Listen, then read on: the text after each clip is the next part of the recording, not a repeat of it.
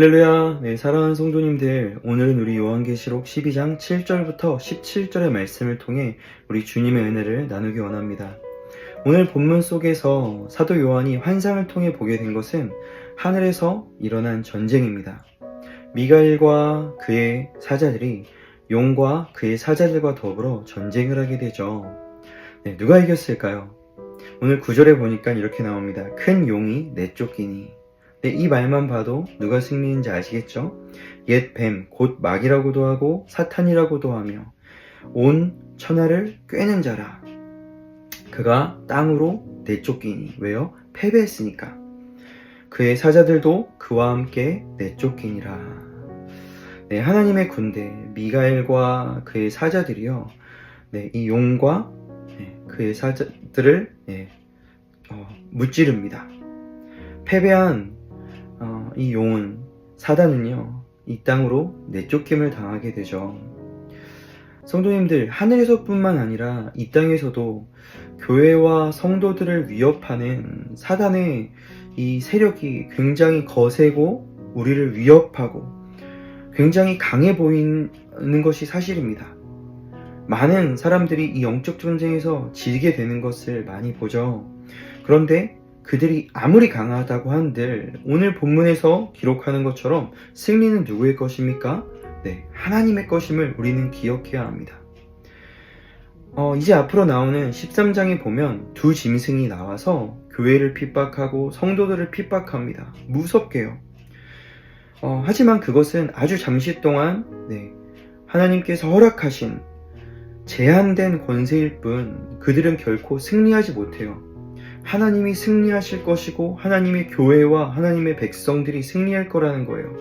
이것이 요한이 보게 된 것이고 성경을 통해 우리에게 알려주는 것입니다. 그러니 우리가 싸우는 이 땅의 모든 영적 전쟁들은요, 우리가 힘을 다해서 막 어떻게든 승리를 쟁취하려고 하는 것이 아니라 믿음이 필요한 거예요.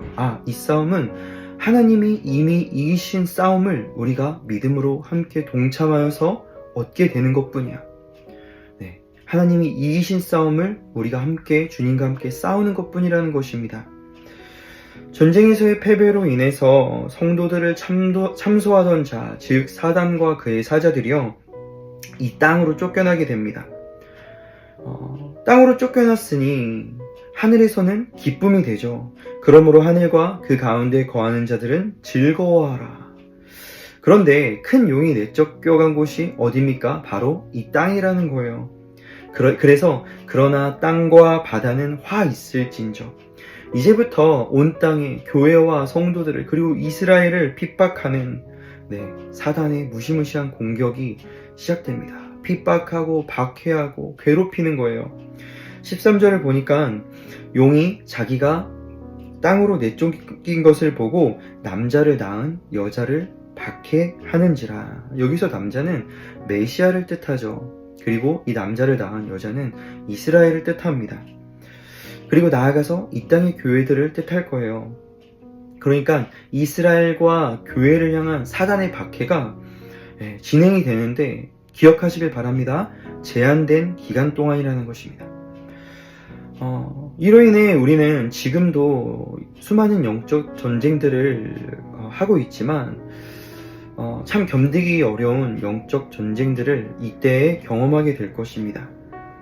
하지만 우리는 지금 우리에게 주어진 영적 전쟁을 어떻게 하면 승리할 수 있을까를 우리는 항상 고민해야 합니다. 그 영적 전쟁에서 승리할 수 있는 방법이 무엇인가, 그 힌트를 우리는 11절에서 얻을 수 있습니다.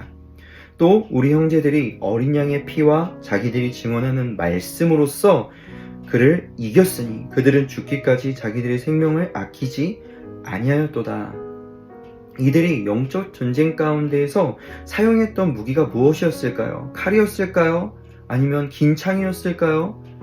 방패였을까요? 아니면 총이었을까요?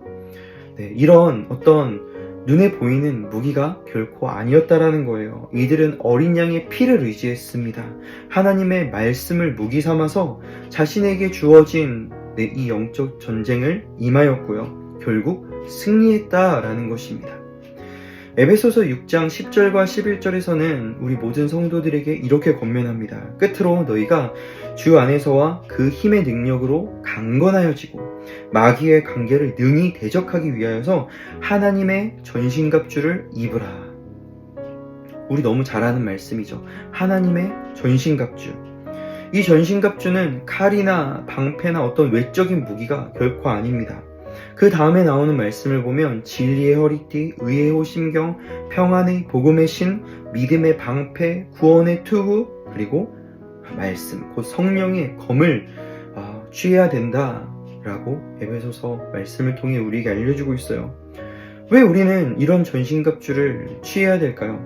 그것은 우리가 싸우는 이 씨름이요, 혈과 육을 상대하는 것이 아니기 때문입니다. 우리가 이러한 하나님의 전신갑주를 취했을 때 우리는요, 악한 날에 능히 대적할 수 있게 돼요. 그리고 모든 일을 마친 후에 하나님 앞에 능히 설 수 있게 되는 것입니다. 그러니까 승리의 조건이 뭐예요? 하나님의 전신갑주를 취하는 것입니다. 우리의 감정으로 싸우는 것도 아니고, 우리의 화로 싸우는 것도 아니고, 내가 가진 능력으로 싸우는 것도 아닙니다. 우리는 어린 양의 피를 의지하고 하나님의 말씀 위에 굳게 서서 우리에게 주어진 영적 전쟁에 임해야 하는 거예요. 그때 이스라엘과 교회를 향한 이 핍박은요, 굉장히 무서울 거예요. 15절에 보니까 여자의 뒤에서 뱀이 그 입으로 물을 강같이 토하여 여자를 물에 떠내려 가게 하려 하되. 이게 무엇입니까? 용이 어떻게 해요? 강물을 토해내서 이 여자를 침몰시키려고 하는 거예요. 죽이려고 하는 것입니다. 하지만 16절을 보십시오. 땅이 여자를 도와 그 입을 벌려 용의 입에서 토한 강물을 삼키니. 한번 그림 그려보시기 바랍니다. 용이 강물을 입에서 토해서 여자를 침몰시키려고 하는데 그때 땅이 입을 벌려서 모든 강물을 다 삼켜버리는 거예요. 여자가 침몰돼요? 아니요. 안전하게 보호됩니다. 참으로 놀랍지 않습니까? 저는 이 말씀을 듣고요, 이사야서 43장의 말씀이 떠올랐습니다. 강을 건널 때 물이 너를 침몰하지 못할 것이라. 하나님의 보호와 하나님의 함께하심에 대한 놀라운 약속의 말씀입니다. 사랑하는 성도님들, 교회와 성도들을 무너뜨리기 위한, 침몰시키기 위한 사단의 공격은요, 나날이 거세질 것입니다. 내 삶에 끊임없이 일어나는 크고 작은 영적 전쟁들 당장 우리가 치러야 되겠죠. 우리는 절대로 내 감정이나 내 힘이나 내 능력을 의지할 것이 아니라 우리에게 주어진 영적 전쟁, 이게 영적 전쟁이구나, 나를 무너뜨리기 위한 사단의 공격이구나 라는 것을 깨달아서요, 우리 말씀으로 굳게 서 있어야 할 줄로 믿습니다. 우리는요, 말씀으로 싸우는 자들이에요. 어린 양의 피를 의지하는 자들인 것입니다. 그렇게 될 때 승리가 나의 것이 될 것이에요. 그리고 하나님의 전신갑주 7가지를 우리 기억하여서 이 마지막 때에 우리가 더욱더 무장하여서, 영적으로 무장하여서 우리에게 주어진 영적 전쟁들을 잘 치를 수 있도록 우리 함께 그렇게 믿음으로 준비했으면 좋겠습니다.